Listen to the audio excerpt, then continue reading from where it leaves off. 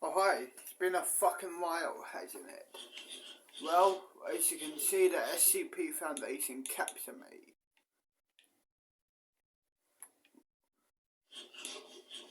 As you can see, like my brothers, like my other brother.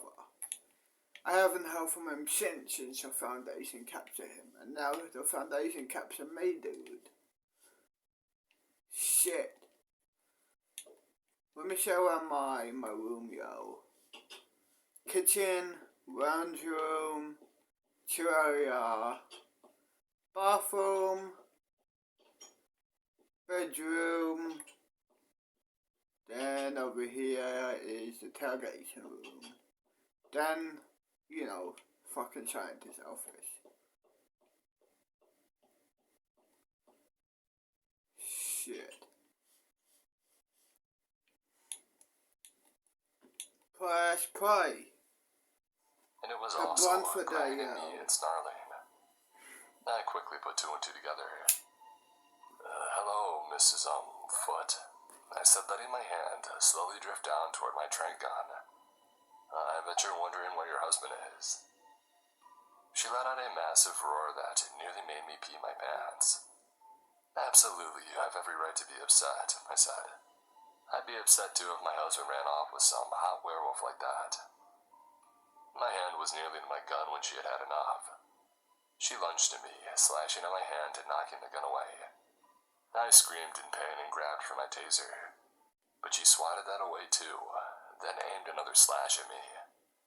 It would have hit me in the throat, but I tripped as I was backpedaling away, and it ended up ripping across my side. I lay on the ground, defenseless and bleeding, and she came at me again. I reached painfully around in my backpack, trying to find anything that could use as a weapon. As I tugged at the zipper, my hand slipped and I pulled the release for the parachute. It sprung out and flopped onto the ground. She paused, staring at the white material, and then resumed her assault. I tried to use that time to get away. I struggled to my feet and started running. Suddenly I was yanked backward. I turned and found Mrs. Bigfoot holding the parachute cords and dragging me toward her. I couldn't tell for sure out of sheer terror what would happen when she had finished reeling me in like the catch of the day, but that I thought that I saw her smiling. I pulled on my cell phone and I dialed the number. Yes, said the man who doesn't exist. Help me. And he didn't hesitate. I'll be there in 10 minutes, he said. I don't think there'll be anything left of me by then. But the line disconnected. I couldn't decide if that was good news because he was hurrying to help me, or bad news because he was sick of me and was sitting back to have a cup of tea, while Mrs. Bigfoot dined at my entrails. In either case, I figured I should try to avoid the latter if possible. And she nearly had me. There was only one thing that I could think to do. I jumped up and dove inside the parachute. I was instantly blind, being surrounded by material, but I kept crawling as far as I could away from the furball of death. I could feel the parachute being pulled. She was using the same tactic as before, reeling me in, only this time I had the element of surprise. I pulled out my hunting knife and sliced a hole in the chute. As soon as I saw daylight, I jumped out and cut the chute cords. I then gathered them up and started towards the monster struggling through the chute. It looked like the chute was fighting itself, the white material being thrown around by a monster under it. It was like a ghost on crack having a psychotic episode. It would have been funny if my life wasn't on the line. I grabbed the chute cord and started making laps around the struggling ghostly figure. As I wrapped around it, the fight became more violent. I started taking wide laps around her with the cord, making very sure to stay out of reach. I started low and wrapped a few laps around her legs, and then went high, trying to limit her arm movement. For her part, she howled and punched and swung at the parachute that enveloped her, but there was nothing tangible for her to hit. I was amazed that she hadn't used her claws yet, when 4 holes to the ground. She stepped out of her nylon prison and turned to find me. Her lips curled up in a vicious snarl as she shed the material, and started towards me. Now once again, the nasty-looking taser was the man who doesn't exist, along with several of his unmarked soldiers. I slid down the tree and I slumped forward, feeling more gratitude than I had since the last time they had rescued me. "Did you guys stop for coffee?" I said. The man looked at his watch. "It's been 9 minutes and 35 seconds since your call," he said. I chuckled. "Well, I'm glad you were early." "Are you injured?" he said. I raised my arm painfully and showed him my shredded uniform that was red and getting redder. "Let's get you to the hospital," he said as 2 soldiers gently lifted me. They took me over to the helicopter and the female medic gave me a quick once-over. "I thought I told you to be safe," she said as she checked my wounds. "Sorry, I'll try to make my next visit less injury." She smiled and sprayed something on me that made me wince. "Sorry, but I don't want to bandage it since they'll just rip it off at the hospital to see the injury anyway." I crawled into the helicopter as I saw them loading Mrs. Foote in the other one. I told the men the story on the trip to the hospital. "It seems that you have creatures coming to you now," he said with a sideways grin. "Well, maybe I can set up an iron cage to use as an office, and they can schedule a time to come meet with me. Then I can just slip out the back door." He chuckled. "If anybody could get away with that, I think it'd be you." We landed a mile away from the hospital where the medic changed. What can you do? I'm the devil's son. I can do anything, really. Well, not anything, but anything. You know what I mean. What can you do? I can go for rules. I can manipulate people's minds. That's all pretty much. Go for rules and manipulate people's mind. Fair enough. I know. Press play. With the enclosed. Sorry, okay. They put me in a car that was waiting for us. She drove me to the hospital posing as my girlfriend and took me to the counter before remembering that she needed to park the car. I gave her a slight nod as she walked out of the door. They treated my wounds and told me that they were deep but no ribs were broken. They made me spend the night for observation, which I knew meant, so we can get more money from the insurance company for you just laying on your butt in one of our beds. I wish that I had thought up a racket like that. I would be a quintillionaire instead of just a lowly millionaire. Speaking of money, my phone dinged. I looked at the text and it read, "Money delivered, usual amount." I texted back. That's your name. For saving my life. There was a long pause before the reply. "I appreciate the gesture, but no, you've earned it. Tell Mrs. Foote I hope she won't be too hard on her husband. LOL. I'll be sure to pass along the message." And there was a smiley face emoji. I guess so. I chuckled and then put my phone down. Laid back and focused on not being Got a fat in ass and big tits. Thanks. A few hours later, I woke to smiling faces. Go sit down. Nancy, Jeff, Ron, Sharon, and even Del, my boss, were all standing around my bed, having a let's see who can smile the biggest competition. Well, except for Del. "Hey," I said. "How are you feeling?" They all said at the same time. Good." Nancy jumped to the front of the pack and spoke first. "We had heard you'd been attacked. What was it?"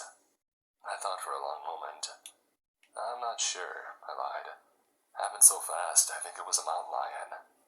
"Hey, well, I'm glad you're safe," Jeff said, pushing to the front. "Yeah," Don said, shoving. "Super glad." "I'm glad he's safe too," Sharon said, trying to jostle for position. Del just shook his head. "Back off, you idiots. You want him to suffocate before you can suck any money out of him." They all backed up and turned down Del with wounded expressions, but none of them said a word. "I guess this means you'll be taking more sick time," Del said. "Sorry my injuries are such an inconvenience to you," I said. He didn't respond to the dig, but just stared at me. "Yeah, well, let me know when you plan to come back," he said, turning to leave. "Tomorrow," I called after him. "I'll be back on the job tomorrow." He paused and nodded and then left. They all turned and looked at me. "What was that about?" Jeff said. "None of your business. Now the rest of you can clear out of here too." The bed was surrounded by wounded expressions. "Don't you people have jobs? Get." and then I turned away and stared out the window. One by one, they straggled out. Nancy lingered, but I refused to make eye contact, and she left too. I more felt than heard someone step back into the room and linger.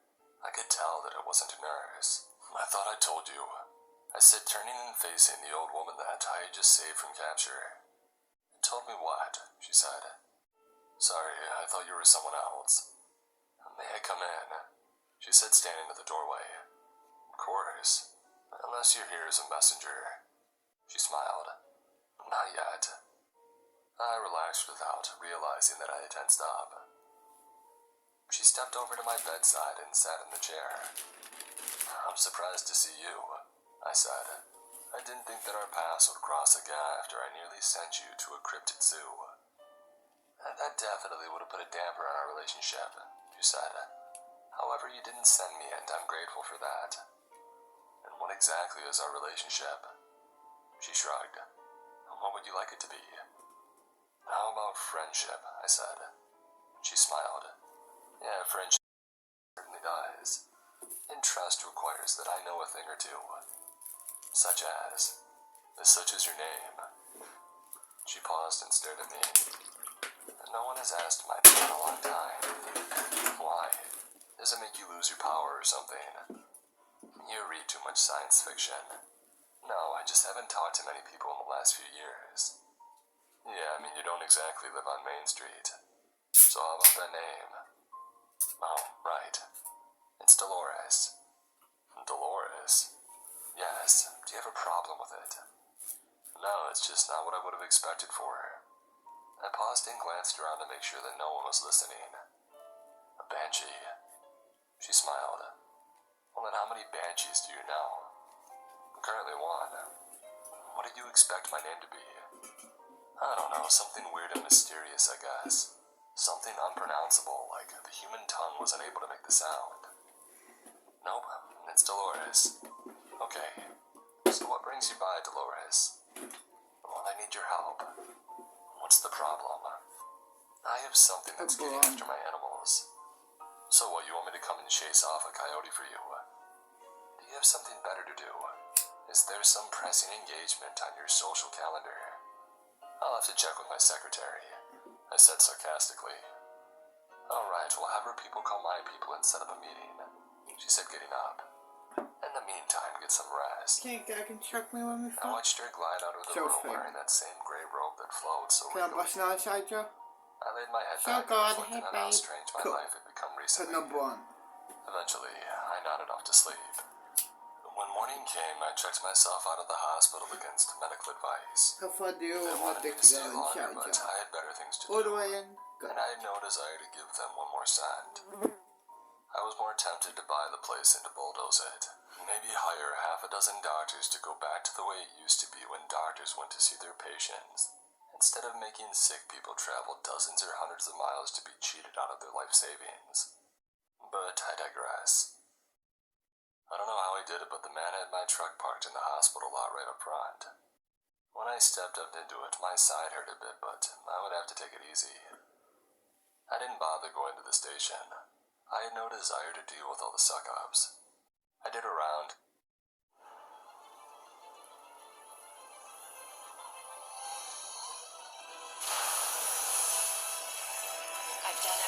Bother going to the station. I had no desire to deal with all the suck-ups. I did a round and ended up at Dolores' place. Parking alongside the road didn't seem too obtrusive when mine would probably be the only vehicle on it all day. I stepped up to her door and went to knock, but the door opened. I stepped in and I ducked through her doorway. Ah, you made it, she said, coming out of the kitchen as the door closed behind me. Welcome back to the land of living. I turned to the door and then back to her, a question lingering on my lips, but I decided to leave well enough alone. So, where's this thing that's getting after your animals? I said. Listen, to you, all business, she said, carrying 2 cups into the living room. Sit down and have some tea. I'm on duty. Oh, like that stopped you before. Touche, I said, dropping into the incredibly comfortable chair. It's not like I'm a real park ranger anymore. I sipped the tea and was impressed with its flavor. So tell me, how's your boss? Oh, Dell, he's a complete idiot. He erased my first Bigfoot pictures off my phone. That's surprising, she said. But that's not the boss I'm talking about. You mean the man that doesn't exist? She nodded. We go back a ways, she said. I'm sure he'd love to have me as a guest in his little zoo. I won't turn you in if that's what you're asking. There may come a time when he won't give you a choice. We have an open agreement, he and I. I bring him whatever I find, no questions asked. For now, she said, sipping her tea. I sat silently, pondering her puzzling predicament, when I heard an animal outside calling in distress. Ah, just in time, she said, rising and heading toward the back of the house. I got up and followed her. We peered out a window to an open field where an animal was being attacked by what looked like something out of a horror movie. It was the size of a large dog, but it had spines on it like a dinosaur. It was trying to bring down a goat that was running in circles to avoid it. What in the world is that? I said. A chupacabra. An Oompa Loompa. Chupacabra, she corrected. I pulled out my trank gun. That won't work, she said, like she was chiding a child for the wrong decision. Its hide is too thick and leathery. It has its own armor. I put the trank gun back in its holster and what am I supposed to use? I said, frustrated. I didn't get my parachute reloaded yet to use as a weapon. Use the parachute as a weapon. A long story, I said. Suffice it to say, Mrs. Bigfoot will probably never look at a parachute the same way again. I would like to hear that story someday. But now, back to our friend. The chimichanga. Chupacabra, she patiently corrected. I racked my brain until I saw it had the goat on the ground and was going in for the kill.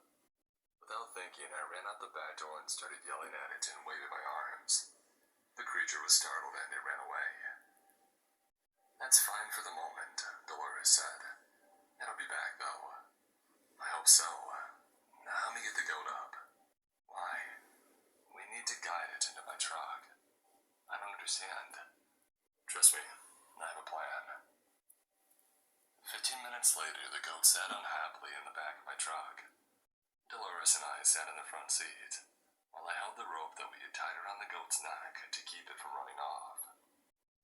I still don't see how this is going to work, she said. It's simple. The back door is open. The goat makes noise and draws in the candelabra. Chupacabra. Whatever. It comes in through the back door. We pull the goat through the front hatch and shut it while I go around and shut the back door. It's easy peasy. What could possibly go wrong? She said, rolling her eyes. I know, right? We sat and waited for a long time. The goat even got bored and it laid down. Come on, I said after a while. What do I have to do? Lure it in with a trail of Scooby snacks. Just then, the truck jostled a little. I looked in the rearview mirror and saw it sneaking up on the goat. I slid out of the truck as quietly as possible, and I snuck around to the back. I slammed the back door shut and ran back to the front, to a horrible scene. The creature had come through the hatch with the goat, and now Dolores, the goat, and the creature were all fighting for their lives. I wanted to open the door and help, but didn't know what I could do, when suddenly my ears were assaulted. I slammed my hands against the side of my head, as Dolores let out the loudest, most ear-piercing scream I had ever heard. Both the animals were instantly incapacitated. She climbed out of the truck as I climbed in. I shoved the creature into the back and shut the door, and then pulled the trembling goat out of the front. I laid it on the ground and then went to check on Dolores. Are you okay? I said. She was breathing hard and fell into my arms. I caught her and carried her inside the house where I laid her down on the couch. I went to the kitchen and poured a cup of tea and then brought it to her. So this is what you do for a living, she said, examining the scratches on her arms. It's fun, huh? I said. Not so much. Are you gonna be alright? She took the tea and sipped a little. I'll be fine. You should go take your prize to your friend before that thing destroys your truck. What about you? She smiled weakly. I'll be fine. I think I'll take a nap. You sure? Yes, don't fret over an old woman. I rose and glanced at her wounds. They didn't seem as bad as they had a minute ago. If you're sure. Hey, get out of here, she said. I'll be back later to check on you. I said, stepping toward the door. She smiled. Thanks for taking care of my problem. I smiled back. Anytime, ma'am, I said and pretended to tip a hat. As I stepped out, the goat wandered past me. I chuckled as I turned toward my truck, which looked like it was having convulsions. Apparently the critter had woken up and wasn't happy with his current accommodation. I got into the cab that was ripped to pieces and rigged like a dog had died in it, and then drove to a secluded area on the other side of the park before calling the man. They showed up with their usual promptness, removed the creature, and were out of the way. The man smiled. I didn't expect to hear from you for a while, he said, looking me over. Hey, and relatively uninjured this time. I shrugged. What can I say? I'm a machine. He eyed me curiously. Did you have help? I met his gaze.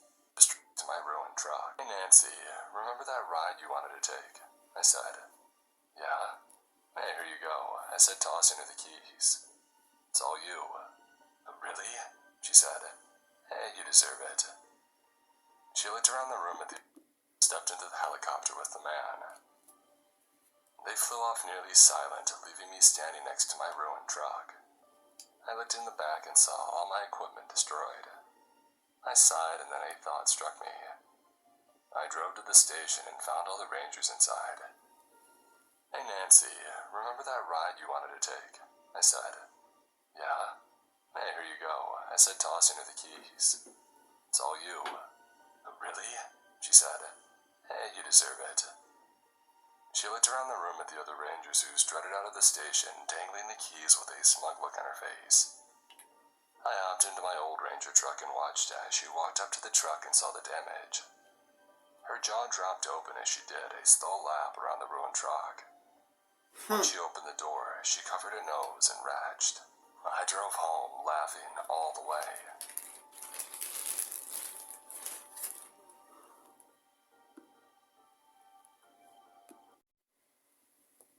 Good morning, Caesar Slots. Welcome to our brand new renovated game.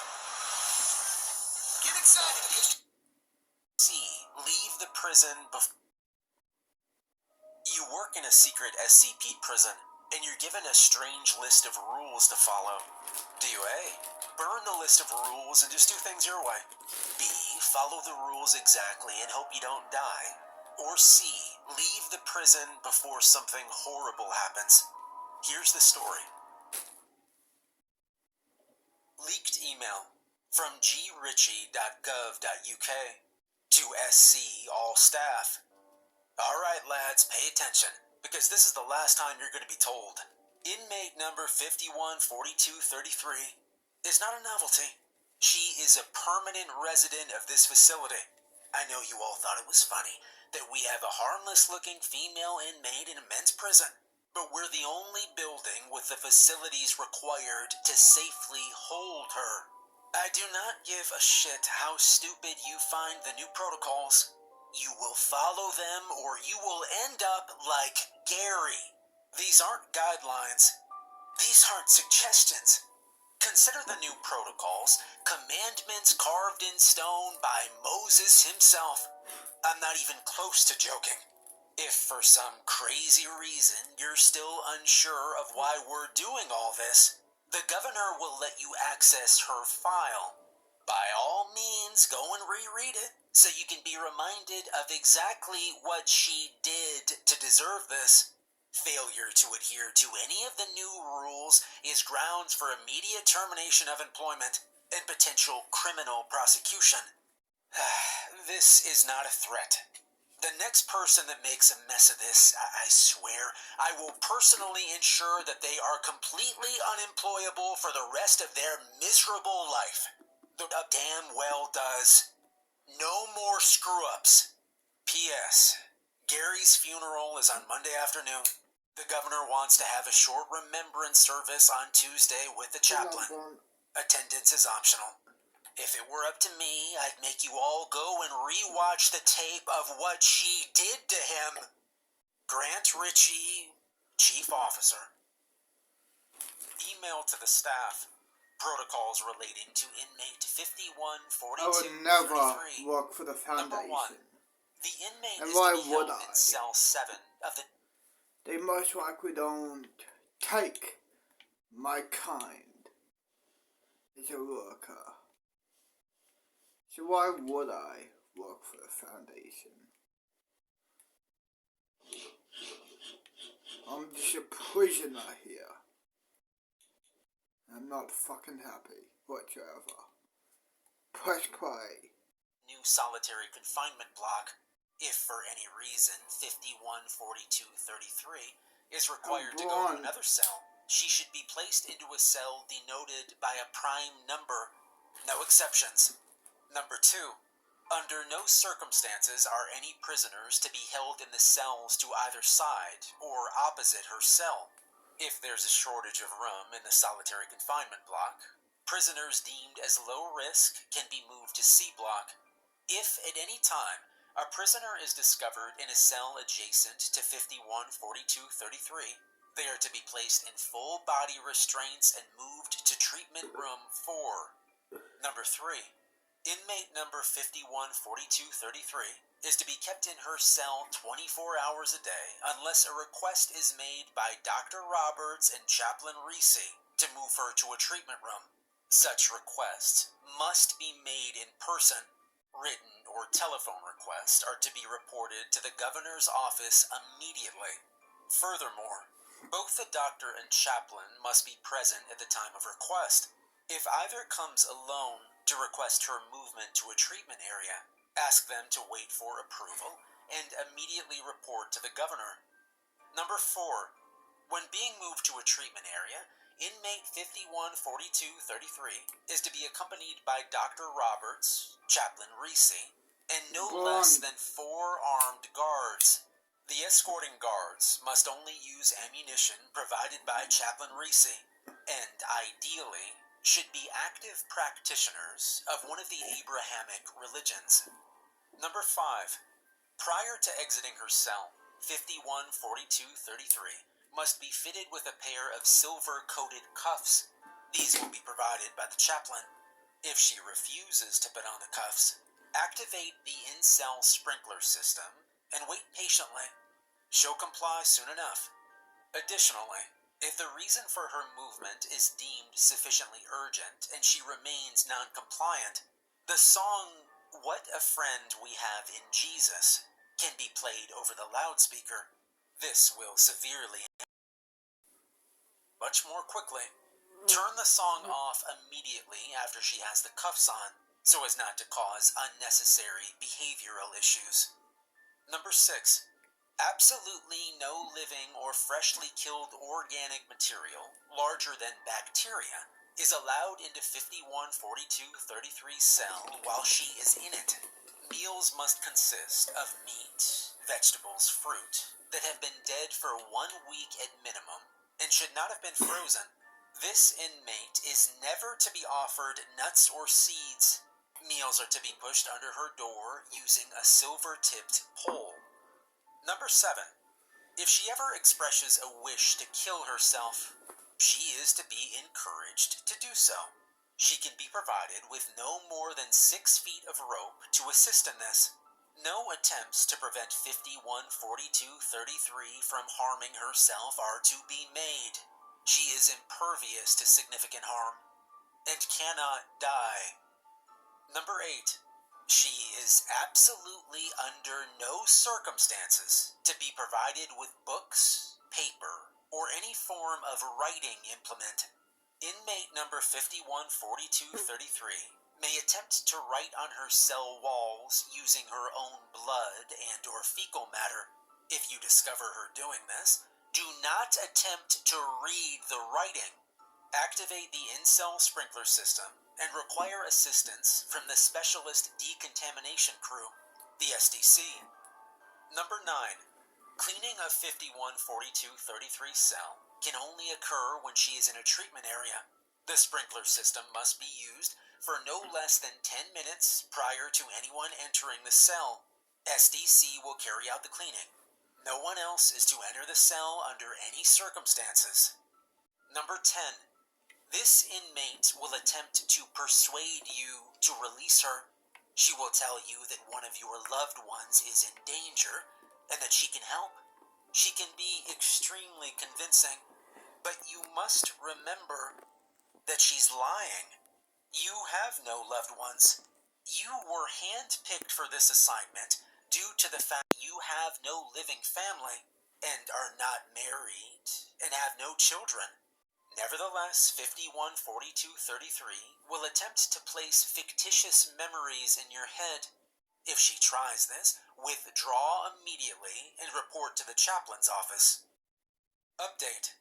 Due to the circumstances surrounding 514233's recent escape attempt, additional measures have had to be implemented to ensure the safety of all staff and prisoners at HMP Redacted. Number 11. Verbal communication with 514233 is henceforth forbidden under any circumstances. Industrial-grade ear protection will be provided for all guards. An additional soundproofing was installed in her cell during Saturday evening's treatment session. Ear protection must be worn by all staff during all interactions with the prisoner. Number 12. By royal decree of Her Majesty Elizabeth II, all matters relating to 514233 are exempt from investigation by the Independent Monitoring Board, the IMB. Anyone claiming to be from IMB inquiring about 514233 is to be immediately detained. Any resistance should be met with reasonable force.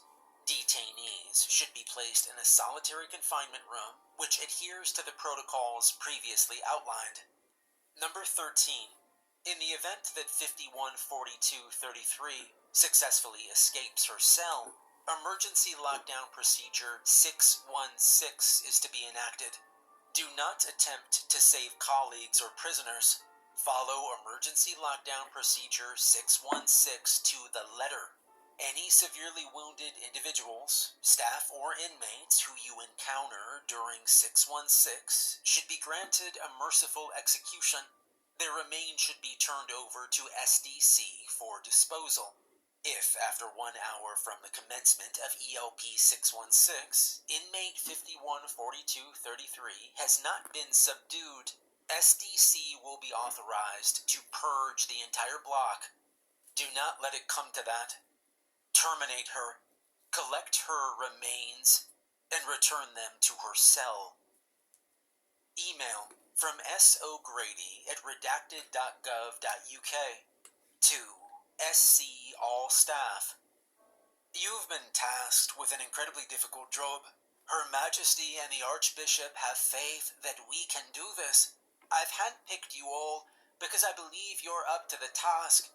With that being said, I need you all to understand that you cannot continue to allow her appearance to cloud your judgment. Inmate number 514233 is not a little girl, no matter how much she resembles one. I, too, had my reservations, but I believe the tape of what she did to Gary McMichael speaks for itself. We all must recognize her for what she truly is, no matter how horrible that truth is. I will personally check in with the team as often as I can. Do not hesitate to come to me for additional support. The Crown is extending us every courtesy in this endeavor, and I intend for us to take full advantage of it. As always, you have my eternal gratitude. May God bless and protect each and every one of you. Stay safe. Yours sincerely, Sean K. O'Grady, Governor. Email from kdoherty@redacted.gov.uk to all staff. Hello, team. Following a successful trial at HMP, the National Offenders Management Service, NOMS, are instituting a new program for offender management, specifically the housing of certain inmates previously deemed too difficult or dangerous to be considered for holding in a standard maximum security site. These prisoners must have previously been held in specialist psychiatric facilities, but the new initiative wants to integrate them into the general prison system. To prevent any further rumors circulating, I can now confirm that this is the reason for the refurbishment of the solitary confinement block. Solitary will now have its own dedicated team, selected from the existing staff roster. Members of this team will be handpicked by myself based on several suitability metrics. Additionally, a new janitorial team, which will be known as the Specialist Decontamination Crew, SDC, is being brought in to the next week.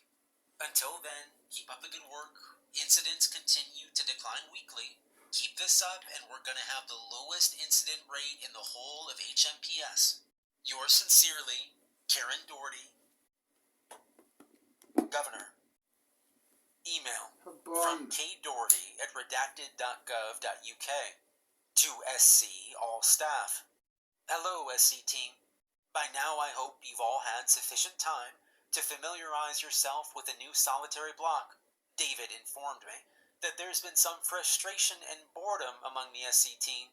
Consider it a testament to the sterling work carried out by the faculty in this establishment, yourselves included. With that being said, I'm pleased to announce that I've had confirmation from Tower that inmate 00327 will be transferred to your block on Monday. By now, preparation of his cell should have been completed, and SDC have finished setting up their offices. David will brief you in full on the transfer procedure.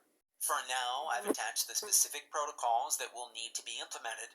Copies of these are to be posted in all guard stations throughout the solitary block, and on the advice of Governor O'Grady from HMP, a copy should be placed on inmate number 00327's cell door. It is imperative that these protocols are strictly adhered to. You've all been briefed on the incident at HMP. I do not want anything like that happening here. Be smart. Follow the rules. Be safe. Yours sincerely, Karen Doherty, Governor. Email to all staff. Protocols relating to inmate number 00327. Number 1.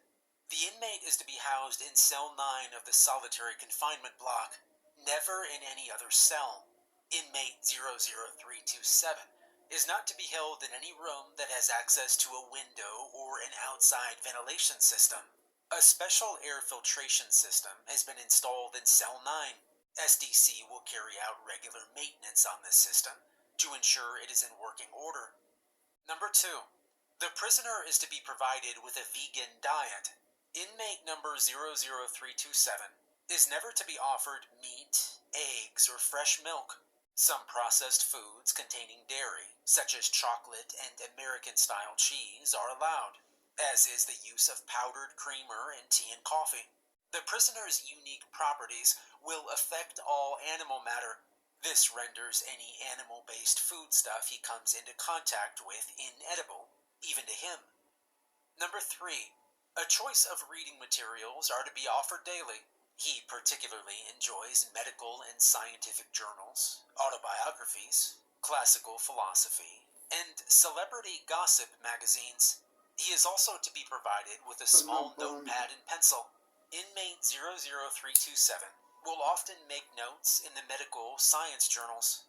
Due to his unique knowledge of infectious diseases, any journals found with such notes should be passed directly to the governor for analysis. Under no circumstances is the prisoner to be provided with any religious materials. Under no circumstances is he to be provided with reading material containing images of vultures, condors, corvus, or any other carrion bird. Number 4. The prisoner is permitted to have written correspondence with inmate number 00001 once a month, due to the length of both their incarcerations, as well as certain shared interest. Inmate 00327 and 00001 have built up a friendship of sorts, allowing them to continue this relationship has been shown to reduce agitation and behavioral issues in both prisoners.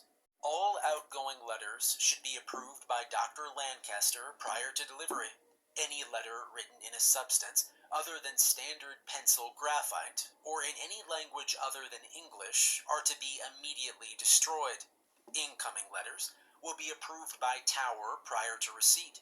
Staff should never, under any circumstances, attempt to read a letter received from inmate 00001.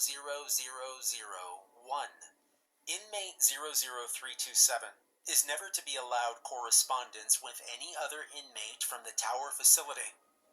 Number 5. Staff members and inmates with severe or chronic health conditions must never be allowed into the same block as inmate 00327. Individuals with severe health conditions who are in close proximity to this prisoner frequently suffer from sudden, drastic worsening of said conditions. Manageable conditions have been seen to become terminal in as little as 30